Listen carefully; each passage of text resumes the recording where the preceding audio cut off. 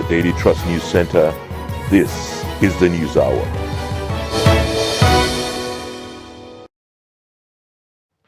On News Hour tonight, education, security and welfare on the front burner as Nigeria joins the world to celebrate Children's Day.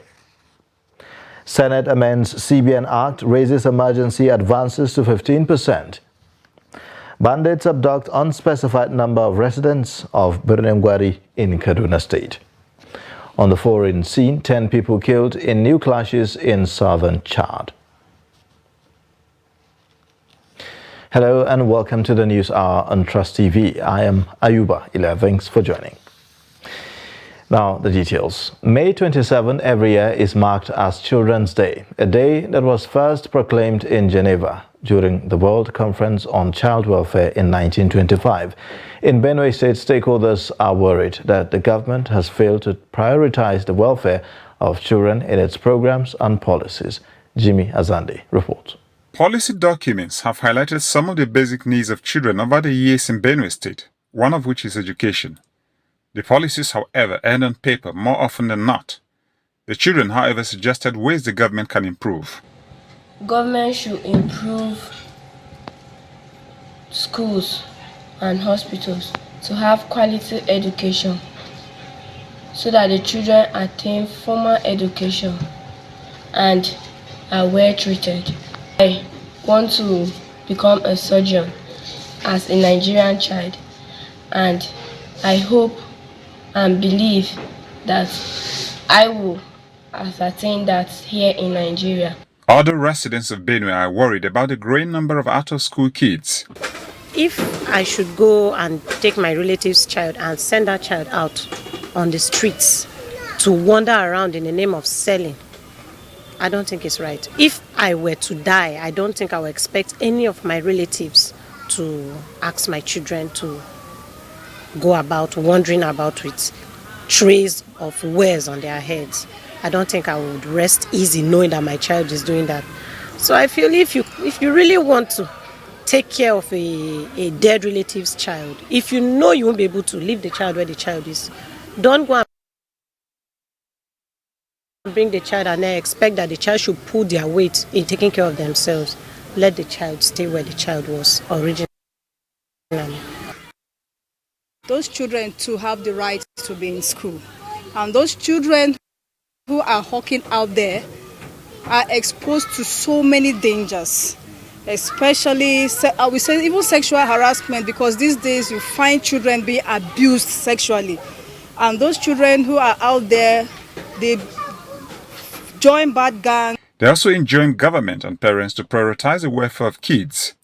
Regrettably, they said some kids have become child parents because of the responsibilities they shoulder in their homes. I feel parents should just take time, face their responsibilities, embrace their responsibilities. You have children to care for, you don't have them to help you. You don't have them to help. They don't need to help you take care of yourself or themselves. If a child is hawking, I think you are making the child work for him or herself. Some of them might want to be in school, but they don't have that opportunity. So please, I'm begging parents to give their children that chance, because some of them are eager to learn. They are eager to go to school, to learn like their fellow mates. So they should give those children the opportunity to go to school and learn, because there's this adage that says we should catch them young. Basic education for children is becoming an impossibility, drawing from the growing number of kids hawking and doing odd jobs on the streets without any hope of returning to the class. This phenomenon, if not controlled, is a time bomb, as the country is already suffering humanitarian crisis, a major setback to the future of the children. Meanwhile, President Muhammadu Buhari has called on Nigerian parents and children to hold on to the ancient truths of integrity, honesty, knowledge and hard work in spite of the changing times, saying that these landmarks remain the pillars of destiny. The president made the call in a release issued on Saturday by his media advisor, Femi Adesina, to mark this year's Children's Day. The president said every Children's Day reminds all of the future and the necessary sacrifices and building blocks by parents, guardians, teachers, leaders and government to secure the nation's greatest asset on earth. President Buhari admonished parents to treat their children with dignity while staying focused on discipline. The president noted that efforts should be geared towards putting building blocks that will sustain unity, peace and prosperity for the sake of the children. Now, Children's Day is a commemorative date celebrated annually in honor of children, but the date of observance varies by country. Since 1950, it is celebrated on June 1 in most communist and post-communist countries, while the International Day is celebrated on the 20th of November. In Nigeria, it is celebrated on May 27. It is a day for celebrating children and raising awareness on their rights. We Nigerians are expecting a lot from this government because of what we've been going through these last few years.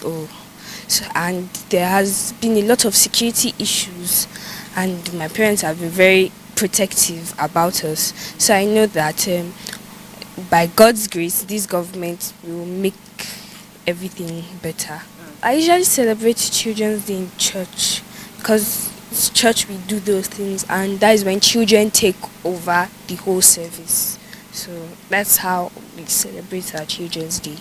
I heard something like shelter homes. So like we can build something like that in Nigeria and place like schools that can be funded from people.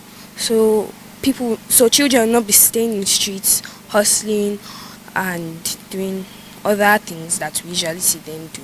Because in this time, anybody can do anything to make money. So they should take them away from the streets and put them in shelter homes for their safety.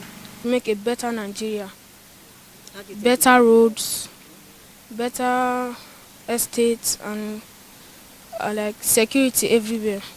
I'm going to greet everybody that is celebrating Children's Day today. Happy Children's Day. Take care of foster children and also children that don't have parents. And they should build and also they should encourage parents to adopt some children. I want to lead Nigeria to the future. Like I want to be a robotics engineer. So I'll put more technology to Nigeria so they'll be a better nation. I think they should make teachers' payment increase, make student educations free, other things.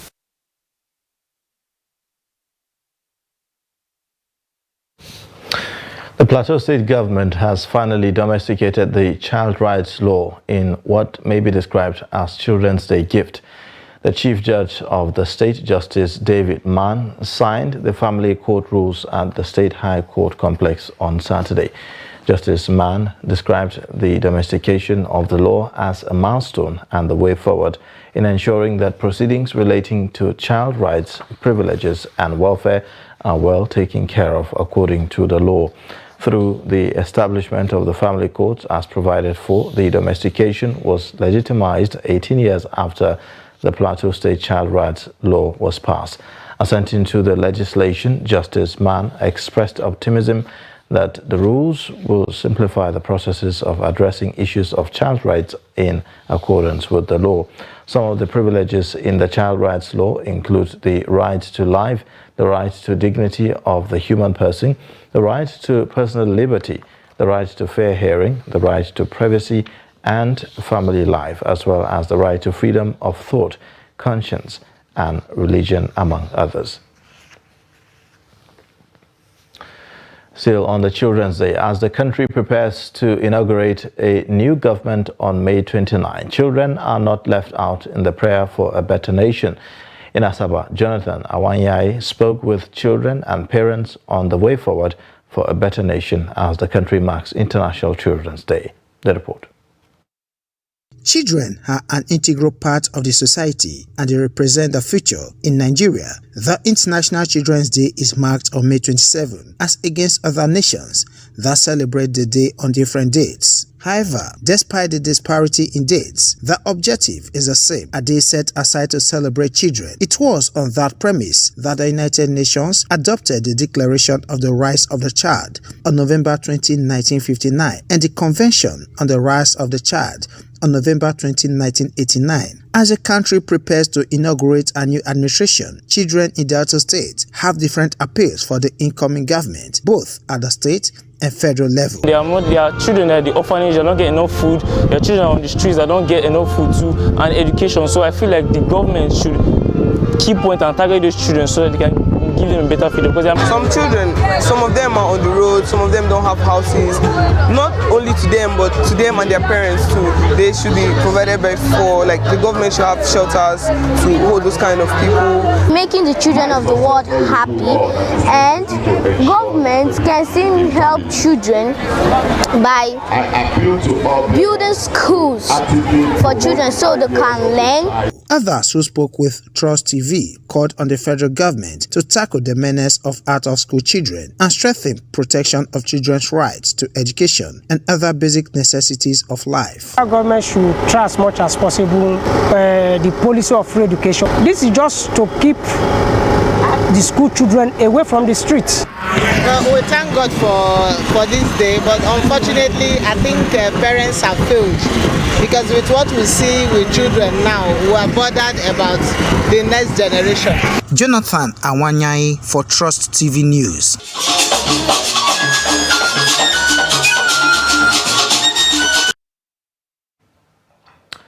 All right, now President-elect Bola Tinubu calls on Nigerians to stand together with the incoming administration to birth a better country. He spoke on the significance of democracy in driving Nigeria's sustainable development during an inaugural lecture on Saturday in Abuja. Vice President-elect Kashim Shettima read Tinubu's speech at the event held at the International Conference Center in Abuja. The report. Cornerstone for nation's progress and prosperity, noting that the country stands at the precipice of new era, where the ideals of democracy will guide the path towards sustainable development. For the first time in the contemporary history of Nigeria, I dare to be contradicted by anybody. For the first time, a sitting president provided the enabling environment for the conduct of a just and fair primaries in his political party. That was how President-elect Asiwaju Bola Ahmed Tinubu emerged as the flag bearer of the APC. The keynote speaker, former President Kenyatta, appealed to the incoming president of Nigeria to unite the country irrespective of ethnic, political, and religious cleavages that may exist. Kenyatta says the contest is now over and the hard work of building a prosperous and unified Nigeria now begins. The incoming administration has a unique opportunity to use this inflection point brought about by a peaceful and orderly transition to take stock of what sort of future it wants for the people of this country and for the future of this nation. Outgoing President Buhari noted that the inauguration lecture took participants on the journey of introspection on the imperatives of democratic governance and nation building, and that the various challenges that confront the social political fabrics of Nigeria were highlighted. We have delved deep into the theme of deepening democracy for development and explored the lessons that will guide us as we transition to a new era. Throughout this lecture, we have recognized the challenges and divisions that have tested the very fabric of our nation. We have confronted the harsh realities of inequality, the persistence of corruption, and the imperative to empower all citizens. But more importantly, we have unearthed the transformative power of democracy and the immense potential it holds for our great nation. The national chairman of ruling All Progressive Congress, Senator Abdullahi Adamu, Deputy Speaker, House of Representatives, Idris Wase, Secretary to the Government of the Federation, Boss Mustafa, Sultan Muhammad Abakar Saad of Sokoto, Oni of Ife, Oba Anitan Ogunwusi, Bishop Matthew Kuka, President of African Development Bank, Akinwumi Adeshina, and Deputy General of the United Nations, Amina Muhammad, among others, attended the inaugural lecture.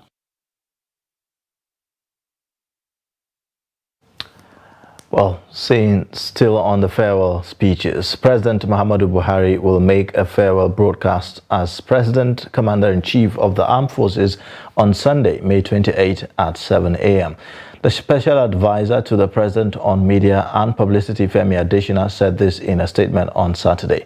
He enjoined television, radio stations and other electronic media outlets to hook up to the network services of the Nigerian Television Authority and Radio Nigeria for the broadcast. Buhari will hand over the baton of leadership to the President-elect Bola Tinubu on Monday as the 16th President of the Federal Republic of Nigeria. The Nigerian Senate has amended the Central Bank of Nigeria Act to increase the total CBN advances to the federal government from 5% to a maximum of 15%. The proposed amendment is to enable the federal government to meet its immediate and future obligation in the approval of the Ways and Means by the National Assembly and the advances to the federal government by the Central Bank of Nigeria. The report. The Red Chamber passed the amendment at an emergency session held on Saturday. Senate leader Senator Ibrahim Gobir led the debate on the amendment of the CBN Act to increase the total CBN advances to federal government from 5% to a maximum 15%. Permit me to lead the debate on the bill, which seeks to amend the Central Bank of Nigeria CBN Act to increase the total CBN advances to federal government from 5% to maximum of 15%. Senators contributed to the deliberations in an emergency session just 2 days before the presidential inauguration of President-elect Bola Tinubu. It says that the very essence of this bill, my respected colleagues, is to enable the federal government meet its immediate and future obligation in the approval of the Ways and Means by the National Assembly and advances to the federal government by the 15% for Ways and Means is quite high. Again, is it for this government or for the incoming? And then, of course, the issue of securitization still comes in. Because if 15% is taken, I don't see how it can be paid off within the stipulated time of 1 year that is in the CBN Act. Justifying the urgency of the emergency session, the Senate President says these critical amendments are very necessary as it is of national interest and also to enable the smooth operation of the executive and a successful transition of government. When a bill for an act to amend the Central Bank of Nigeria CBN Act LFN 2004 Bill 2023 and approved as follows. Long title as recommended, clause 1 to 2 as recommended, short title as recommended, explanatory memorandum as recommended. Is this a true reflection of what transpired in the Committee of the Whole? Similarly, the Nigerian Senate has amended the 2022 Supplementary Appropriation Act to extend implementation from the 30th of June to the 31st of December 2023. This was to allow full implementation of the budget, especially in the light of the 2022 supplementary budget approved in December 2022. However, according to Senate Leader Abdullahi Gobir, significant amounts of funds remain in MDAs and will require a further extension to be fully expended. From 30th June 2023 to 31st December 2023 respectively. This was to allow full implementation of the budget, especially in light of the 2022 supplementary budget approved on December 2022. I think we are only recycling this. There was a time when this same issue came here and senators protested. We don't have to follow what the House of Representatives do. And we are lucky that some of you are here. We might not be here, but business is, government business is a continuous thing. We felt together with the House, that since releases may start from next week, it is impossible that 819 billion that was provided in that supplementary appropriation could be utilized between now and end of June. And of course, we need the roads to be fixed. We need the bridges to be fixed. It's already late in some parts of the country. The Senate is therefore amending the 2022 Appropriation Act to allow full utilization of the capital releases. The Senate adjourned plenary to Tuesday, May 30th. Locals in Birnin-Gwari town in Kaduna State say that fleeing terrorists from neighboring Zamfara state encircled the town on Thursday night and abducted many residents. A source said that the sad incident happened at Gobirawa area of Birnin-Gwari main town, close to NTA Birnin-Gwari, not more than 500 meters to the Air Force Field Base. The Birnin-Gwari Local Government Council Chairman Abdullahi Ibrahim has since issued a warning to the residents of the area to restrict movement in the entire Birnin-Gwari Emirate. In a widely publicized message, the council chairman warned that after a meeting with the Emirate Council and security agencies in the area, all movement, whether on foot, bike or any kind of vehicle, was not allowed from 8:30 p.m. in the Emirate. Our reporter in the state, Bello Musa, is standing by with an update on that. Thank you so much for joining us, Bello Musa, on the News Hour. Thank you. All right, well, maybe just give us an update on what really transpired. Well, it happened on Thursday, according to the people in Gwari, that freedom bandit terrorists from neighboring Zamfara state surrounded the area, carried attack in a community called Gobirawa in Gwari town. And they abducted 4 persons, 3 men, 1 female, a 14-year-old girl. As we speak, all the 3 men regained their freedom, but the female victim is still in captivity.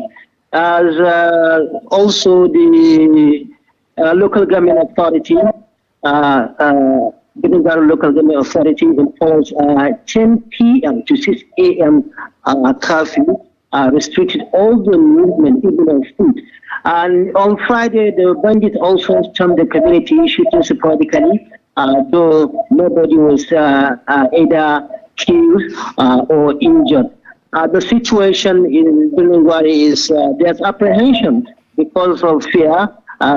People are now in their houses, abiding by the traffic imposed by the local government authority. Okay, Bello, have you been able to speak with the police with respect to this incident? Yes, I called the Kaduna State Police Public Relations Officer, SP Jalingi Mohammed, some while ago. He told me that he will get back to me after gathering all the necessary facts regarding the incident. Okay, so as it stands, is there any effort really to rescue those that have been abducted? No, only 4 people were abducted. 3 regained freedom. 3 have been released by the terrorists. There's only a female victim, that is 14-year-old girl, who is still in the hands of the terrorists. Is there any communication from the terrorists to the families affected? So far, there is none, but we keep in touch with them. Maybe later in the day we get more details concerned regarding that.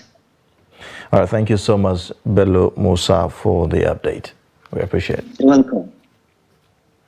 All right, still staying with security matters, terrorists have raided Sabaru village in Charanchi local government area of Katsina State and abducted 2 women and a child. The terrorists attacked the village around 10 o'clock on Friday evening and went straight to the residence of Alhaji Dang Asibi, where they abducted his 2 wives and his son. Though nobody was killed, the terrorists dispossessed the villagers of their belongings and rustled some unspecified number of animals. Several attempts were made to rescue the kidnapped victims by residents, but they were overpowered by the terrorists, who were heavily armed. Security operatives who arrived at Sabaru village hours after the attack informed the residents that efforts are being made by the police tactical teams to track and rescue the victims unhurt. People of Sabaru village are calling on the government to deploy security operatives to prevent further attacks. The Assistant Inspector General of Police in charge of Zone 14, Ahmad Abdurrahman, has charged personnel in the zone to guard against corruption at a time when the force is working towards tackling criminality in the country.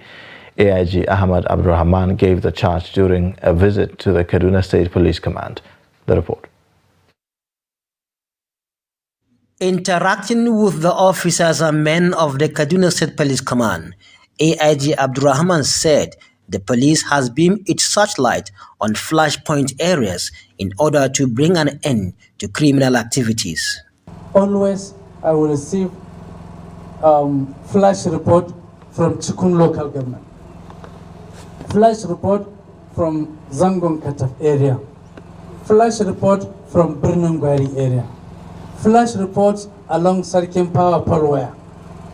And these are not new areas in terms of our, mapping out as hotspots. He also advised men and women of the command to do more in area of intelligence gathering when discharging their responsibilities and also shun corruption. So we have to collaborate much more, and especially in intelligence gathering. You cannot succeed without intelligence. And intelligence, right from the traditional primitive level of policing in the world, intelligence was what had triggered successful securing of the communities. He further urged them to ensure they don't abuse the social media when discharging their responsibilities. Bello Musa, Trust TV News, Kaduna. The Lamidi Apapa faction of the Labour Party has kicked against the decision of an Edo State High Court presided over by Justice Emmanuel Oke, which reportedly restored Julius Abure as substantive national chairman of the party. During a press conference in Abuja, the National Publicity Secretary of the Apapa faction, Abayomi Arabambi, said a matter pending before the Court of Appeal cannot be litigated by any lower court. Arabambi said that the implication of the suspension of Abure by the National Executive Council of the party in Bauchi makes the Edo judgment a mere academic exercise, as NEC, which is the highest organ of the party, had already suspended Abure and his cohorts.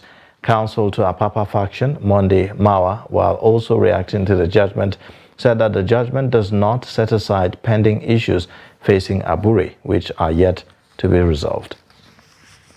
I felt it is necessary to set this record straight that Abure himself was the one that appealed that judgment of the ruling of May 12, where the court sustained the order restraining him and restraining the former National Secretary, restraining the former National Organizing Secretary, that's Clement Ojukwu, and restraining the former National Treasurer.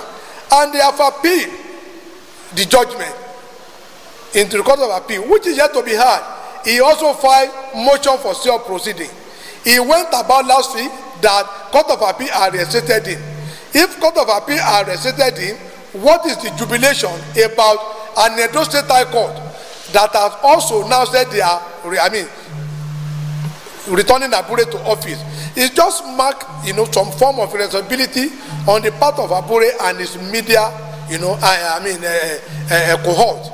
But we are letting the public know that that matter is pending before Court of Appeal in Abuja, and no junior court can adjudicate over any matter before an higher court.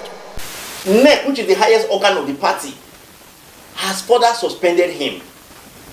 So his suspension from his word, which was set aside today, is no longer of any moment. Because in that house, it's not like a person having two issues to cross, or two rivers to cross. He has only succeeded in crossing one, and he's celebrating that he has succeeded in crossing everything. Unfortunately, that is where he is, and that is the reason I said I do not see reason why anybody should be celebrating what transpired in Benin today. There is nothing to celebrate. So I think that is the position. So as it stands today, that judgment has only set aside the suspension by its word. Not the restraining order of FCT High Court. That restraining order still remains. And then the suspension of their suspension by neck still remains. So you can see that the judgment seems not to even make any difference for him. So he still remains suspended and remains restrained.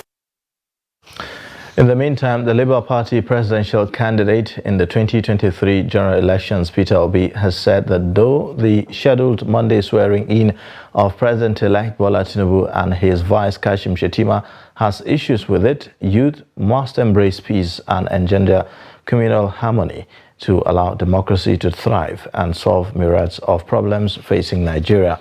Peter Obi stated this to newsmen at the Ariwa House after a function in Kaduna.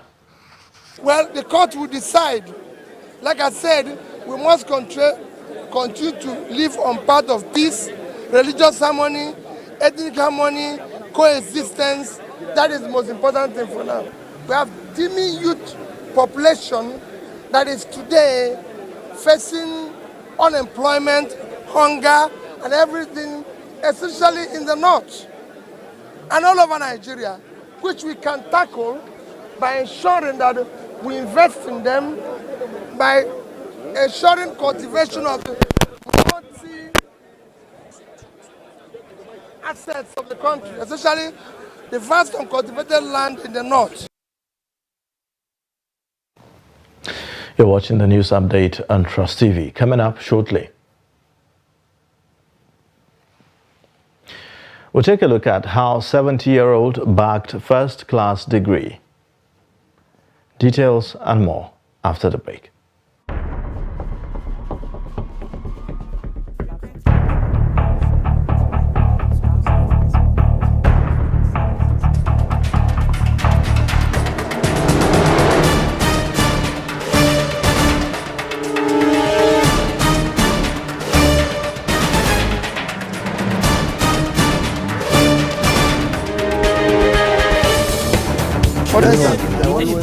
That's great.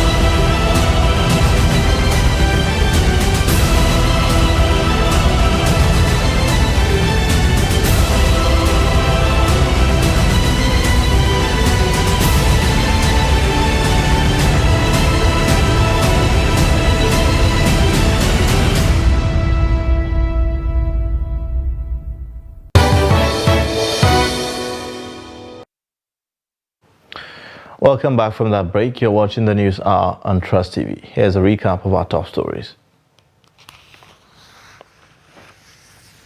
Education, security, welfare on the front burner as Nigeria joins the world to celebrate Children's Day. Senate amends CBN Act, raises emergency advances to 15%. And now moving on, most public libraries in Nigeria today are in dilapidated conditions, especially as funding for education at all levels has declined significantly, coupled with the rise in online sources and rise in private schools. Against this background, Adamu Imam takes a look at how public libraries can be revived to promote academic research for Nigeria students. The report. Historically, public libraries were the places researches were done by students and other researchers, as they could access books not found in bookshops. A librarian confirmed that libraries represent a special place for serious students while pursuing education and not just a structure that house books. Well, when you continue to manual this thing, I don't think they'll find it interesting. It's only about the use of books or just printed format. That is only the method. Students will find that very interesting. Students want more virtual library. One, they can come with their computers, laptop or phone, tablet, so that they can just access it. It's the easiest way, not the hard way. Or the modern one is very important. If the management can acquire new materials, modern materials, I think it will encourage some of the students. They are serious with the library. Then secondly, our lecturers, during the lectures, I think it's very important to inform them the importance of the library. Because some of them, they don't know the importance of the library. They just came to school to go and study. On the other hand, private schools encourage their students to surf the internet to research for their homework, a situation that negatively affects the reading culture. Maybe that spending 30 seconds, 30 minutes before they'll say you stand up and start going. So that's what I don't find. If government can intervene, as in make it in such a way that they can take much time, much longer time than expected, like the school, then restricting them or whatever. And this textbook, this modern textbook, should be available in the library. I think with that, the student will find it comfortable and enjoyable to come to the library and come and read. Lecturers should give more topics that will make students actually kind of need to go to the library. There was a course I did this semester that had me and my classmates researching. So you basically get some things on the internet, but still you have to make use of the library because the library has a lot of resources. And improving some facilities, making some stuff conducive for the students in the library, that will serve as an encouragement for students to come to the library. Like myself, I don't mostly come to the library because I find myself very much comfortable in using my phone because I easily get access, to making some researches at the comfort of my house. However, students of public schools used to have library, but because of paucity of funds, most of those libraries are not fully operational, hence the need for government intervention. Adamu Imam, Trust TV News, Bauchi. In his quest to make his dream come true, a 70-year-old man, Ben Domlong, has bagged his first-class degree from the University of Jos at the age of 70. The 70-year-old, who was among the 20,532 students, says that he enrolled into the degree program out of his passion for education after his retirement as a football coach. Now, Ado Musa completes the story. Domlong, who studied painting as a course at the university, had on May 11 made the list of 112 students who bagged first-class degrees. Obtaining a first-class degree certificate is often a big task, but the 70-year-old says acquiring first-class honor should not be a big deal for students. He told Trust TV what prompted him to return to school to study in the midst of his children. Okay, what prompted me to go back to the university at this advanced age is my passion for arts. All my life, I've always drawn. I draw very well, but I never painted. So after retiring in 2014, I came and stayed home about 2 years doing nothing, and I got tired of I got bored. Then I said I should go back to school. I had the idea of going back to school a long time, but my job of football never gave me the opportunity. Now I had all the time, so I decided I should look for a way to get back into the University of Jos. Asked whether he was discouraged by friends and families because of his age, Domlong says he was doubted by many, but never hesitated to pursue his dream. Friends doubting me was more of a motivation to me than anything, because the more they doubted my ability to do it, the more I wanted to prove them wrong. Yes. Commenting on the feat of his father, Gwandai Domlong, a 100-level student, says he is happy with the performance of his father. No, it's not really surprising because I've lived with my father, so I know he's the kind of person that when he puts his mind to do something, he doesn't really, his actions, from his actions you know that he doesn't really relent to distractions or any form of discouragement. I'm very happy for him because, for one, he's very overjoyed actually, so his joy is affecting me, so I'm proud of it actually. Domlong was the former coach of Nigeria Under-20 and assistant coach for the Super Eagles during Korea-Japan 2002. Ado Musa, Trust TV News, Jos. To another tragic story. 5 persons were reported to have died when their car veered off the road and plunged into Omi River in Yagba West local government area in Kogi State. An eyewitness said that the incident happened around 12 p.m. on Saturday between Omi and Ejiba town in the area. Locals said that after frantic efforts, 5 lifeless bodies of the victims were picked up from the canal, stressing that more efforts are being intensified to pull out the car from the canal at the time of this report. The victims were said to have come from Abuja to attend a burial ceremony, but met their untimely death on their way back. The chairman of the Yagba West local government area, Pius Kolawole, who visited the scene of the incident, blamed the incident on overspeeding and drunk driving.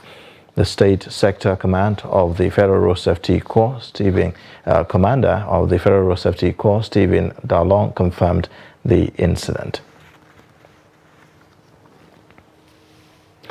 Now, the Ogun State Sector Command of the Federal Road Safety Corps has again confirmed the death of 4 persons in an accident around Mountain Top University along the Lagos-Ibadan Expressway, while 2 others survived unhurt. The Chief Routes Commander and Public Education Officer of the sector, Florence Ope, in a statement said that the crash, which occurred in the early hours of Saturday, involved a Lexus SUV and a Mack truck. Now, Ope stated that the suspected causes of the crash were excessive speed and use of phone while driving, which led to loss of control on the part of the driver of the Lexus SUV, who rammed into a moving truck. The bodies of the victims are said to have been deposited at the morgue of Real Divine Hospital, Ibafo. The FRSC Sector Commander, Ogun Sector Command, Ahmed Umar, cautioned motorists on the dangers of using phones while driving. Commiserating with the family of the victims, Umar advised them to contact the FRSC Ibafo outpost for more information about the crash. The police in Ogun State have commenced a search for a 4-man armed robbery gang that escaped with $11 million in Abeokuta, the state capital. It was gathered that the armed robbers operated successfully on Friday at the Oke-Sokori area of Abeokuta in the Abeokuta North local government area without being challenged by the security operatives, all adorned on black T-shirts and jean trousers. They wore black face masks and brandished rifles in the 3-minute robbery. They were said to have fled the scene with their targeted money stacked in 2 Ghana must go bags after dispossessing a trader of his Toyota Venza saloon car. The police public relations officer in the state, Abimbola Oyeyemi, who confirmed the incident on Saturday, described it as unfortunate. The Yobe State government has pardoned 115 prisoners selected from various correctional centers across the state. The pardoning followed rigorous scrutiny by the sub-inaugural committee on the prerogative of mercy, headed by the former Attorney General and the current Senior Special Assistant on Legal Matters to Governor Saleh Samanja. While presenting the report, Samanja said that the pardoning by the governor was in line with the powers conferred on him by Section 212 of the 1999 Constitution as amended. Samanja said all those freed were happy with the governor's benevolence and assured of using the freedom to correct their past mistakes. Receiving the committee's report at the Government House, Damaturu, Governor Membala Buni described the report for the pardoning of the inmates as vital, taking into cognizance the efforts of his administration towards supporting the decongestion of the correctional services. Buni said, as a government, he believes in measures that will facilitate inmate rehabilitation and urge wealthy individuals to assist in offsetting minor fines that put many into jails. Now, discovery of a lifeless body of a young man found lying opposite PDP Street in Yenagoa, Bayelsa State has thrown many into mourning.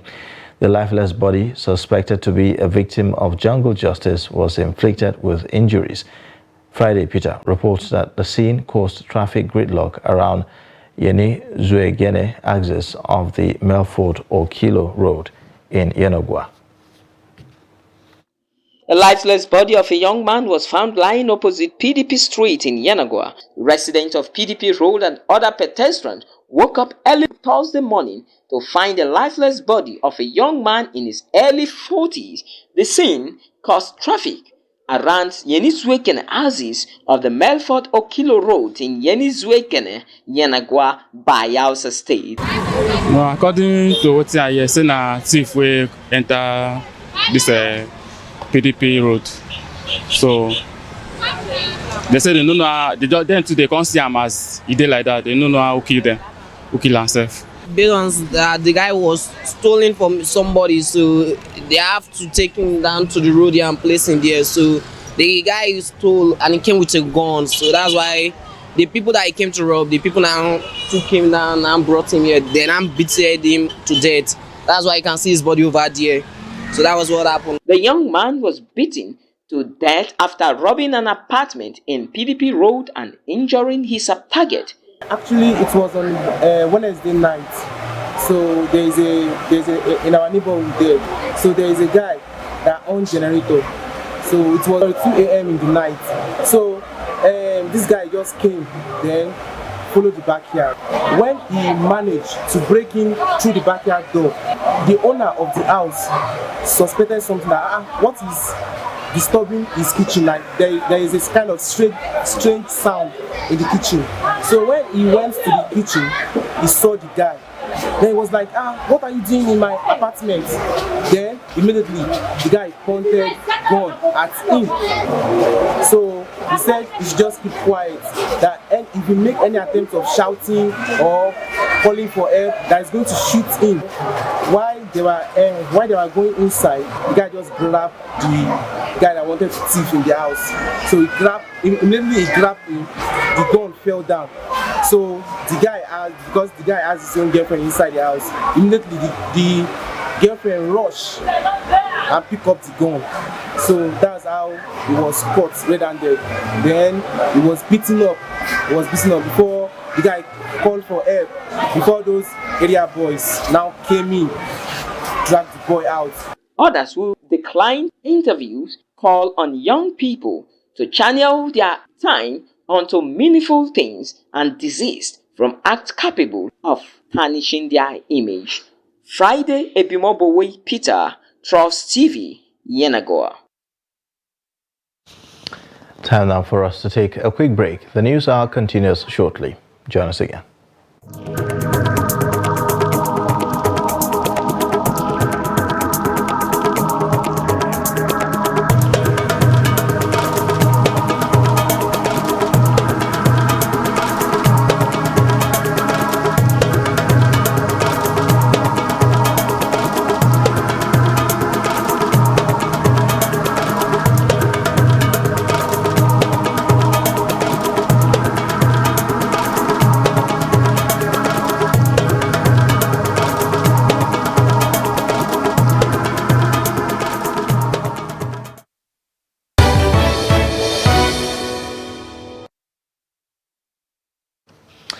Welcome back. It's now time for us to take a look at Business Update with Chiamaka Nwafo.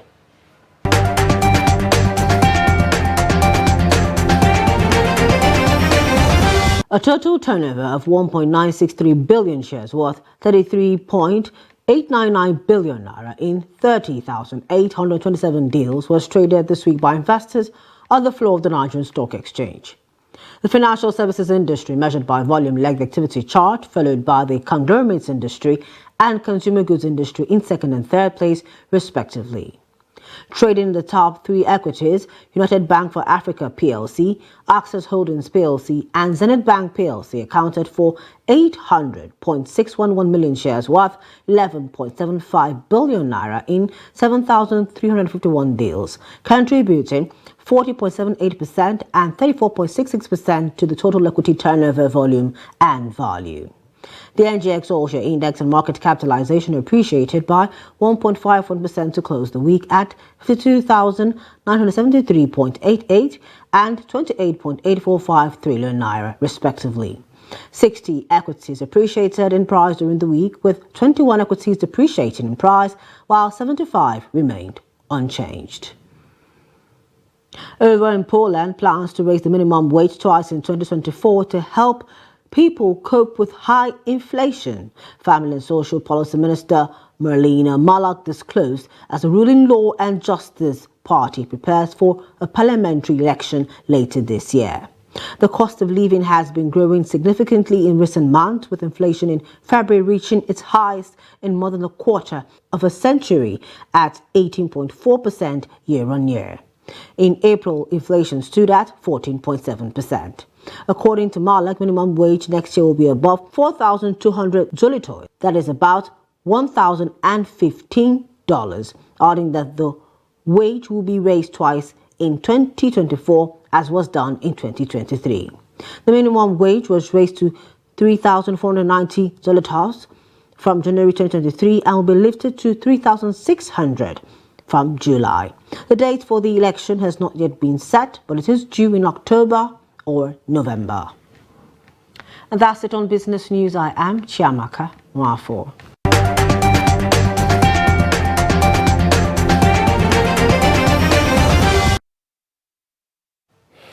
And now, on the foreign scene, clashes between herders and farmers on Saturday killed at least 10 people in southern Chad, a region regularly troubled by such violence.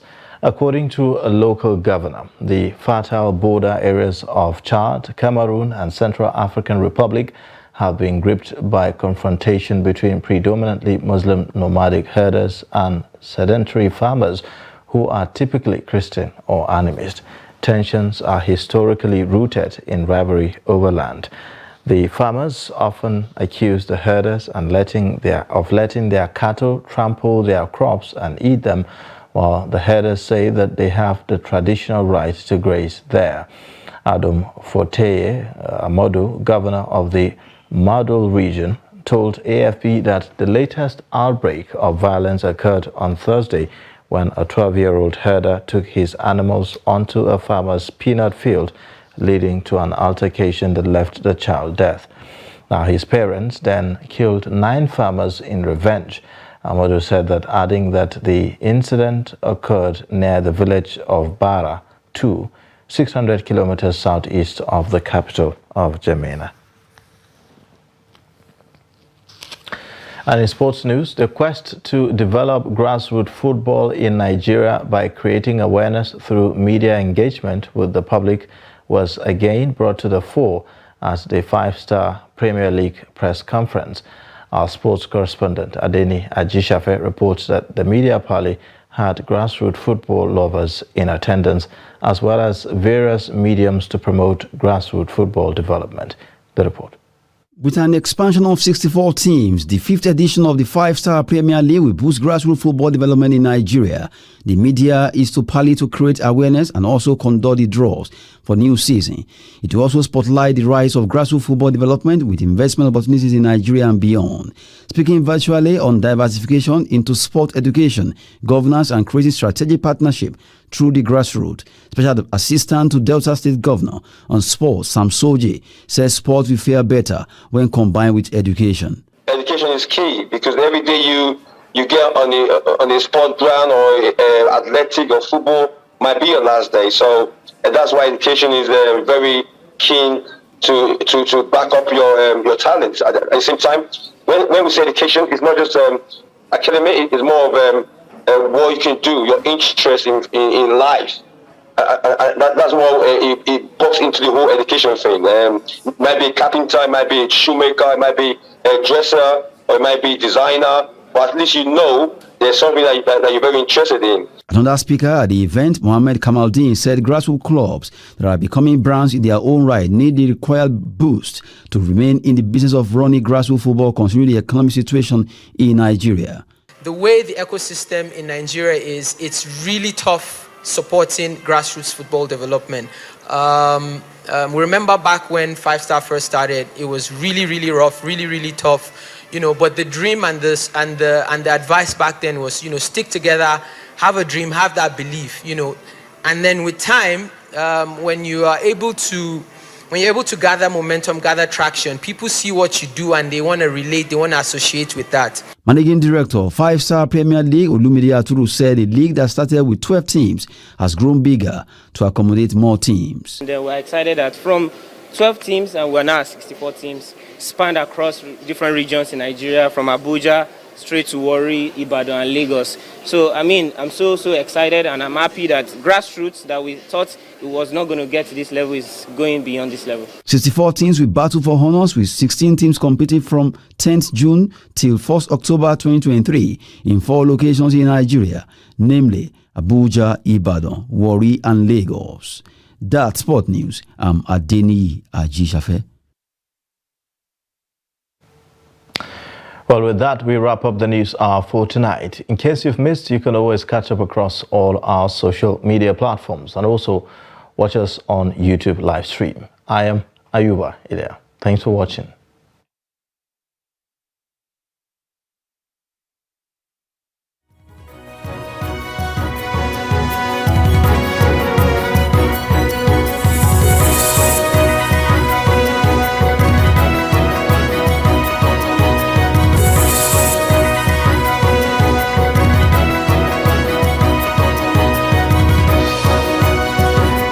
From the Daily Trust News Center, this is the News Hour.